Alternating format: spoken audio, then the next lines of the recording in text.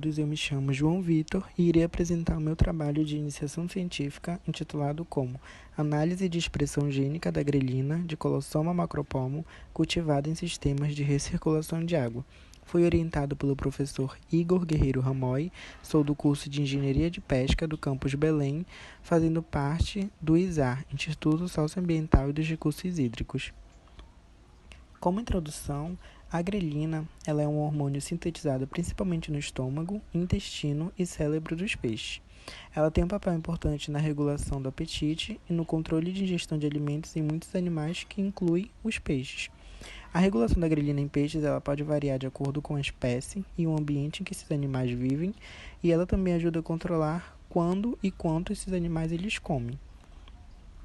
Um dos objetivos do meu trabalho, tendo como objetivo geral, esse estudo ele teve como objetivo realizar a análise de expressão gênica da grelina do tambaqui cultivada em sistemas de recirculação de água.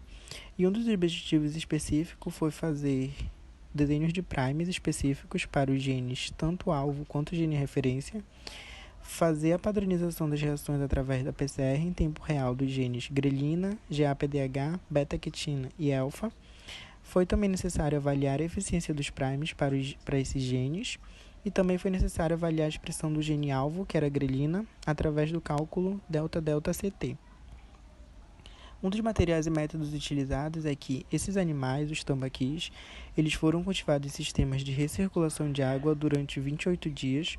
Eles foram distribuídos aleatoriamente em 15 tanques de 60 litros, em densidade de 40 peixes por tanque.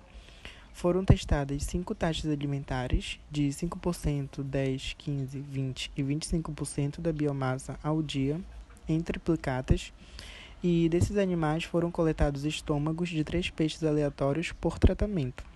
O RNA ele foi extraído pelo método Trizol, diluídos em 100 nanogramas e feito tratamento com DNase. Aqui é um esqueminha mostrando como é o sistema de recirculação onde esses animais eles foram cultivados. É só umas imagens meramente ilustrativas. E como resultado de discussões, aqui tem uma tabela onde fala a concentração de cada prime, sequência de oligonucleotídeos, eficiência dos primes, tamanhos de pares bases e o número de acesso ao GBank de cada prime. Então aqui a gente pode ver os valores de concentrações em milimolar dos genes de referências e os genes alvos. A gente também pode ver as sequências, as eficiências, os tamanhos de pares bases e os acessos ao GBank. O único gene que não funcionou foi o beta-quitina. E ele não funcionou porque houve dímeros de prime. Por esse motivo, ele foi substituído por outro gene de referência, que foi o gene alfa. Aqui nessas imagens são mostrados os testes de eficiência, né?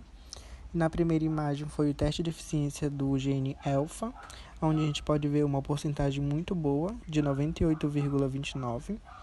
Aqui na segunda imagem a gente pode ver o do gene GAPDH, o teste de eficiência dele, no qual obteve 100% de eficiência. E aqui do gene grelina, onde também teve 108,87% de eficiência. Ou seja, todos foram caracterizados com boas eficiências. Aqui nessas imagens a gente pode ver essas curvas de amplificações tanto do gene-alvo quanto dos genes de referências. E essas imagens elas mostram que essas curvas elas resultaram em uma amplificação bem sucedidas, as quais indicam fortes reações positivas e uma abundância de ácidos nucleicos alvos na amostra. Nesse gráfico Boxplot, a gente pode observar que a expressão relativa do gene grelina no estômago ela não apresentou diferença significativa, sendo P maior que 0,05 entre os grupos dos peixes alimentados com os 5 tratamentos diferentes, mas os animais de tratamento com 15%, 20% e 25%, eles apresentaram um peso médio maior após 28 dias de cultivo. Como conclusão, todos os primes avaliados eles apresentaram uma eficiência satisfatória, permitindo assim a sua utilização em análises confiáveis de expressão gênica por PCR em tempo real, utilizando amostras do estômago do tambaqui. A expressão relativa do gene grelina não mostrou diferença significativa entre os tratamentos. Portanto, a gente concluiu que aumentar a taxa de alimentação ela não afetou a expressão da grelina, mas teve efeito sobre o desempenho zootécnico do tambaqui. E mais pesquisas sobre a expressão de outros genes orexígenos e anorexígenos são necessários para esclarecer seus efeitos no crescimento e no desempenho zootécnico dos peixes. Essas foram as referências utilizadas para o desenvolvimento do trabalho. E fica aqui meus agradecimentos à UFRA, PROPED, PROEM, PROEX, PROICT, CNPq, Governo do Estado do Pará e a financiadora da minha bolsa, a FAPESPA. Muito obrigado a todos.